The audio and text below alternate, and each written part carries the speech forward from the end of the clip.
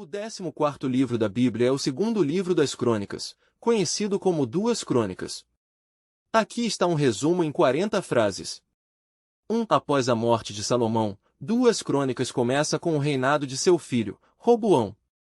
2. Roboão enfrenta a revolta das 10 tribos do norte, que formam o reino de Israel.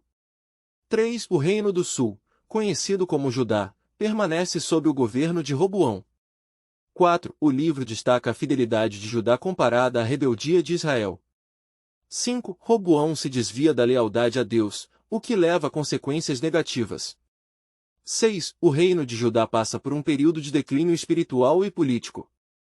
7. Asa, o neto de Roboão, sucede ao trono e implementa reformas para restaurar a adoração de Deus.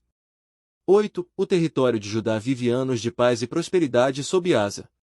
9. Após Asa, Josafá se torna rei e continua as reformas religiosas. 10. Josafá busca cauteladamente alianças políticas com o reino do norte. 11. O livro relata a história dos reis de Judá, cada um com suas vitórias e fracassos. 12. O foco permanece na relação dos reis com a fidelidade às leis e ao culto de Deus. 13. O rei Jorão desposa Atália, filha do rei Acabe de Israel, levando a mais idolatria. 14. As consequências incluem a perda de territórios e derrotas militares. 15. Oséias, filho de Jorão, tenta restaurar a adoração de Deus, mas enfrenta resistência. 16. Joás chega ao poder com a ajuda do sacerdote Joiada e renova o templo. 17. O reinado de Joás acaba por ser marcado por apostasia após a morte de Joiada. 18. Amazias sucede Joás, começando bem, mas acaba servindo a deuses estrangeiros. 19. Osias, ou Uzias, se torna rei e o país floresce, mas ele é punido com lepra por sua arrogância. 20. Jotão, filho de Osias, governa sabiamente, mas poucos seguem seu exemplo. 21. Acais, filho de Jotão, pratica idolatria, causando sofrimento a Judá.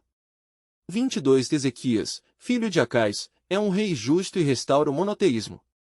23. Deus liberta Ezequias e Judá do cerco assírio devido à fidelidade de Ezequias. 24. Manassés, filho de Ezequias, retorna à idolatria e Judá sofre como resultado. 25. Apesar de sua perversidade inicial, Manassés arrepende-se e restaura a fé. 26. Amon, filho de Manassés, não segue o exemplo de arrependimento do pai. 27. Josias sucede Amon e é um dos reis mais justos, instituindo reformas religiosas extensivas. 28. O livro do pacto é encontrado no templo durante o reinado de Josias, o que renova o compromisso com a aliança de Deus.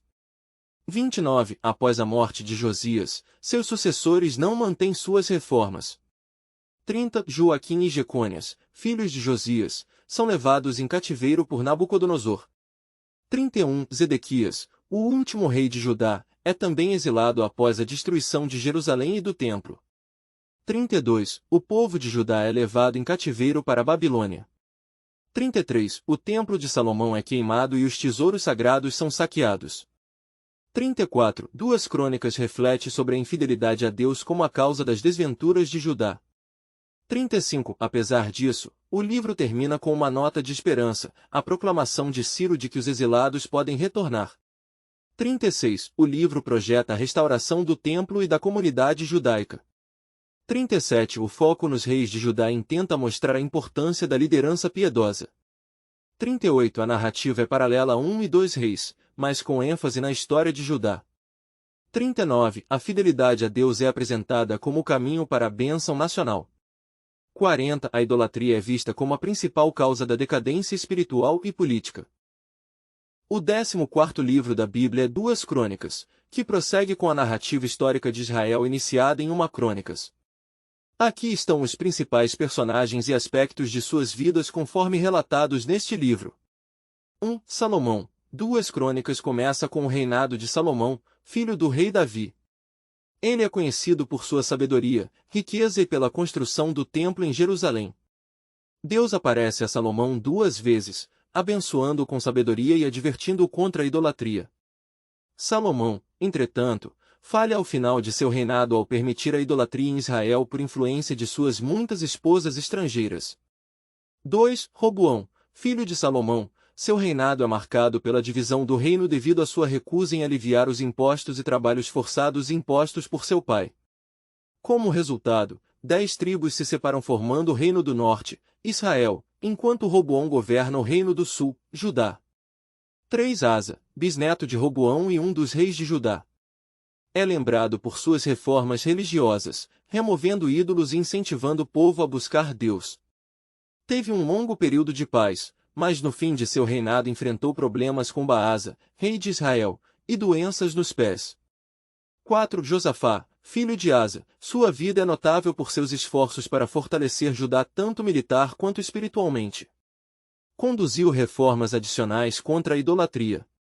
Contudo, sua aliança com Acabe, rei de Israel, por meio do casamento de seus filhos, trouxe consequências negativas. 5 Jeorão, filho de Josafá, afasta-se do caminho dos seus antecessores e introduz práticas idólatras em Judá, levando ao sofrimento da nação. 6 Uzias, Azarias, avô do rei Ezequias, Uzias inicia seu reinado de maneira positiva, fortalecendo o exército e combatendo os inimigos de Judá.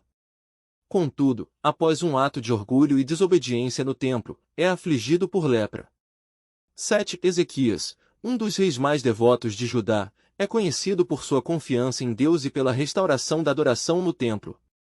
Durante seu reinado, Judá é cercada pelo exército assírio, mas ele ora fervorosamente e Jerusalém é milagrosamente salva. 8 Manassés, filho de Ezequias, ele começa seu reinado praticando idolatria, o que leva Judá por um caminho de pecado.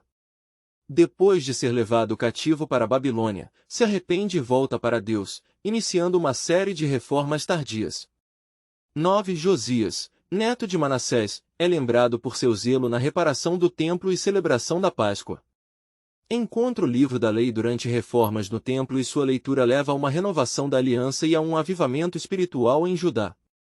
2 Crônicas termina com o reinado de Zedequias e a subsequente queda de Jerusalém para os babilônios, levando à destruição do templo e ao exílio do povo de Judá.